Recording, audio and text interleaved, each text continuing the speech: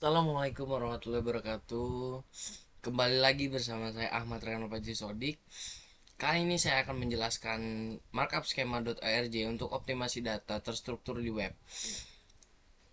Mata kuliah jaringan semantik dan dosen Ihsan Maulana Eskom MTI. Oke, tanpa berlama-lama kita lanjut saja teman-teman. Oke, guys.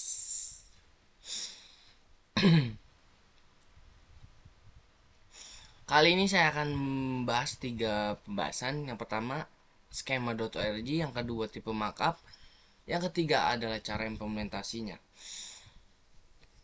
Baik, kita lanjut. Yang pertama, skema.org. Skema.org adalah inisiatif yang diciptakan oleh Google, Bing, dan Yahoo untuk menyediakan skema markup yang terstandarisasi. Markup ini dapat ditambahkan ke HTML suatu halaman untuk memberikan informasi tambahan tentang konten tersebut. Markup skema.org adalah cara untuk menandai informasi di halaman web dengan format tertentu sehingga mesin pencari dapat lebih mudah memahami konteks dan makna konten. Ini membantu meningkatkan visibilitas di hasil pencarian dan dapat menghasilkan tampilan yang lebih menarik seperti rich snippet.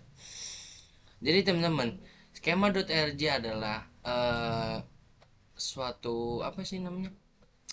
Data struktur yang dapat menguntungkan teman-teman apabila website teman-teman mempunyai jaringan semantik yang bagus, hasil graf yang bagus, itu bisa memasukkan skema.org ini ke dalam website teman-teman. Untuk apa? Untuk mendapatkan keuntungan dari penglihatan dari orang-orang tersebut kan. Karena semakin banyak dilihat, semakin banyak juga viewer dan itu bisa menghasilkan uang, teman-teman.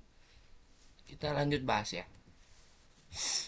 Nah, yang kedua, skema.org dalam SEO. Markup skema adalah serangkaian tag disebut microdata atau data terstruktur yang saya sebutkan tadi yang dapat Anda sertakan dalam kode halaman web Anda untuk memberikan mesin pencari informasi lebih lanjut tentang konten, konteks, dan signifikannya. Jadi teman-teman, skema ORJ ini sangat berkaitan dengan mesin pencari ya, atau SEO ya, Search Engineering Operation. Nah, ini ada 3 poin untuk bisa memberikan skema website teman-teman dengan ditambahkan dalam SEO. Yang pertama adalah skema memberikan Google makna semantik yang lebih besar mengenai konten situs. Yang kedua, skema dapat meningkatkan ROI.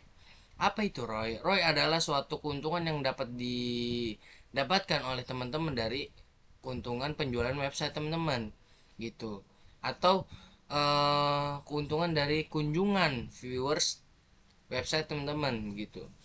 Nah, yang ketiga adalah menambahkan markup skema membantu meningkatkan peringkat.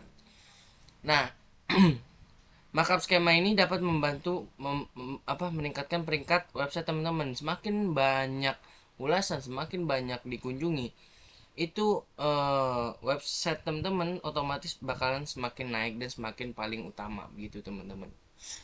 Lanjut.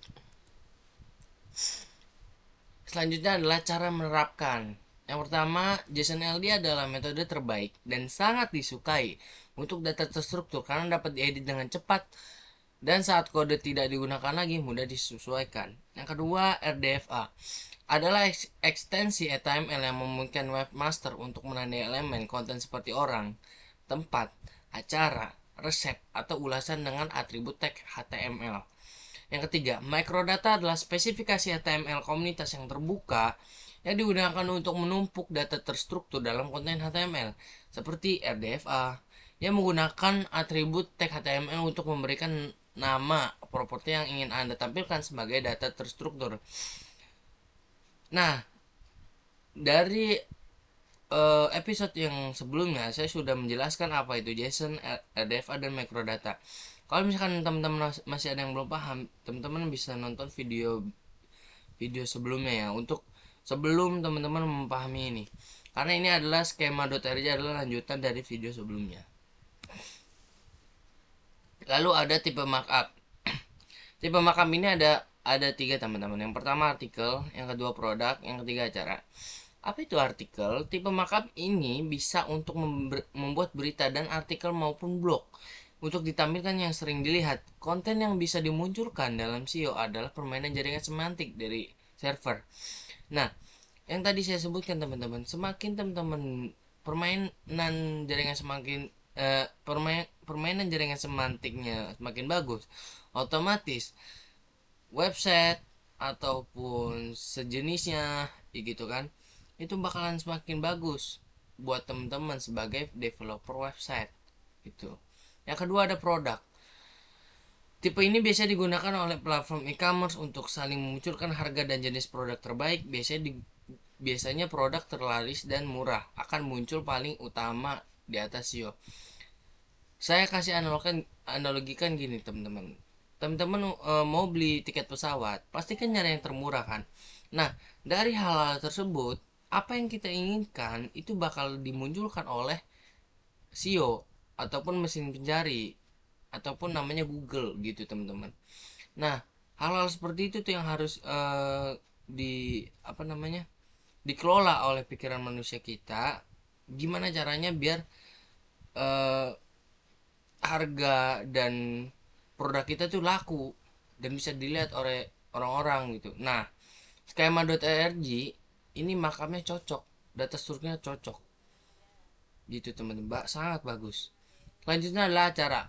Dalam tipe ini, maka skema juga dapat menampilkan berita acara seperti misalnya pertandingan sepak bola atau ajang laga besar lainnya.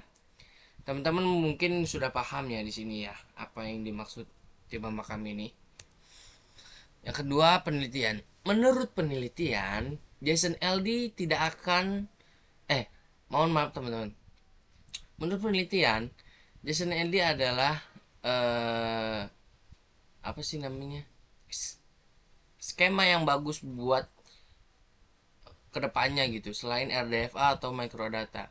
Nah, JSON LD ini bisa sinkron dengan skema.rg ini karena tidak akan terpengaruh oleh perubahan tata letak.